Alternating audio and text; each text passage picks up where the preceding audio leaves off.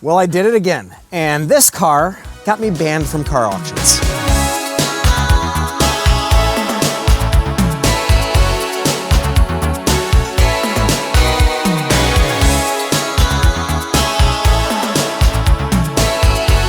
So how did I come about this new car? Well, as usual, I was at Mecum Auction, and it came up on the block, and it kind of hit all of the criteria of the cars I'm looking for the Motor Rogue collection.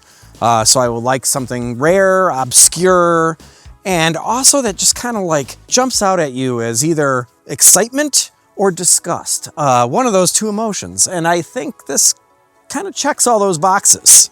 So the history on this car is Gordon Burrig, who was working on cars like Auburn, Cord, Duesenberg, and was one of the head designers that came up with the coffin hood, much like you see today on this Burrig coupe. So he was involved in all these very famous multi-million-dollar cars, but never had a car of his own. So Gordon became friends with a man by the name of Richard Kuhn. He owned the Car and Rail Museum in Detroit, Michigan. He was the tycoon that was known for bringing Lionel Trains back from the brink of bankruptcy and kind of saved Lionel Trains. So they became friends, and Richard, felt that Gordon should have a car that has his name on it with all the work he did with these masterpiece cars. So they, in collaboration, decided to develop the Burrig Coupe, what you see here today. So of course, Gordon was an expert designer and started laying some pen to paper on what the design would look like for a modern take on one of these retro vehicles,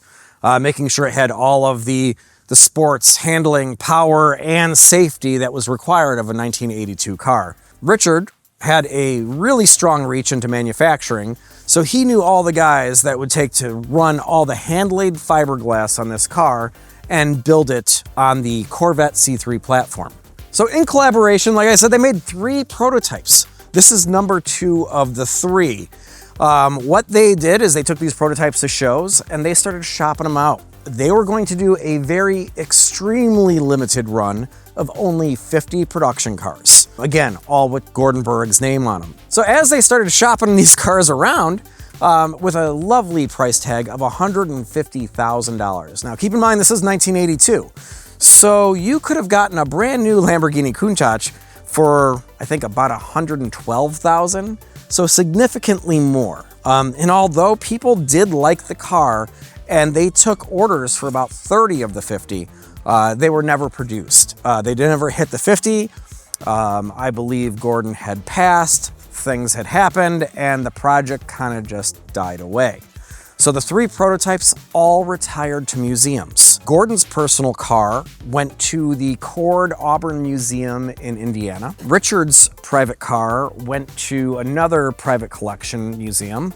And this was actually Richard's wife's personal car. And it sat in the Kuhn Museum for pretty much 30 years since it was built. So as this came on the auction block, I did kind of fall in love with it. And I'll admit, when the auctioneer introduced the car to the audience, he even said off mic, you could hear him if you listen real closely, "My God, this is the ugliest car we've had on the block all day." And oddly enough, I wanted it more. So here we are. But when I took possession of it, it was pretty rough. I mean, it looked great on pictures. It figured only 2,000 miles. It had to be all right. But of course, sitting in a museum, cars are meant to be driven, and the suspension was completely bottomed out. Anything that was rubber, gaskets, bushings, hoses, completely decrepit. It needed a complete overhaul. I brought it over to Fluid Motor Union, and they sat with it, and we started work on it. So my usual go-to with cars is buy them and mod the heck out of them. This one we're doing a little bit differently, and that's why I chose Fluid Motor Union. Really no mods. We just wanted to take this museum car that wasn't driven and make it drivable. So they overhauled everything in the engine, all the gaskets, bushings, you name it. And to make it more drivable, we added a power steering rack and pinion system because it's a lot of car to turn, so it needed some help. Outside of that, we also needed to beef up the suspension because all this hand-laid fiberglass is pretty heavy, a lot heavier than what a C3 Corvette would experience. So we beefed up all the suspension to be able to hold the weight. And now what was a prototype meant for a museum is now a drivable car.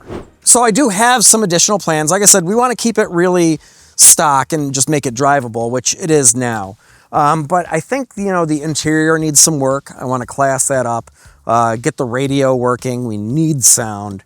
And also there is a little bit of, paint chips here and there that need to be fixed. So we're going to revive it to its most supreme version of itself. And of course, you'll see it at events. It's fun. I don't know what I'll be taking it to, but I'll definitely be driving it. So now we have the bird coop in the collection. Again, obscure, rare, odd, weird, whatever you want to call it. It does definitely elicit a reaction from those who see it.